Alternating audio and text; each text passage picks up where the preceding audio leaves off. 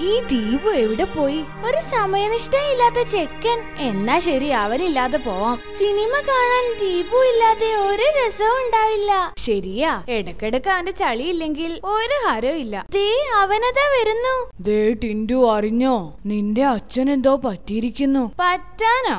എന്തോ വല്ല ചാണകമായിരിക്കും. അത് കഴുകിയാ പോയില്ലേ? ആ പറ്റലല്ല, എന്തോ സംഭവിച്ചിരിക്കുന്നു. പുള്ളി ഭയങ്കര കരച്ചിലാ. ദൈവമേ, അമ്മ വഴക്ക് പറഞ്ഞു കാണും. ഏയ് അതൊന്നും അല്ല, TV കണ്ടിട്ടാണത്രേ വാവിട്ട് കരയുന്നത്. എന്നാ സിനിമ കാണൽ പിന്നെ ആക്കാം. ഞാൻ പോയി നോക്കട്ടെ. എന്താ അമ്മേ സംഭവം? എന്താന്നറിയില്ല, കരച്ചിൽ നിർത്തുന്നില്ല.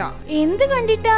അറിയില്ല, അപ്പോഴേക്ക് കറണ്ട് പോയി. വല്ല സീരിയലും കണ്ടായിരിക്കും കരച്ചില്. അച്ഛൻ സീരിയൽ കാണില്ലാന്ന് നിനക്കറിയില്ലേ? പിടികിട്ടി.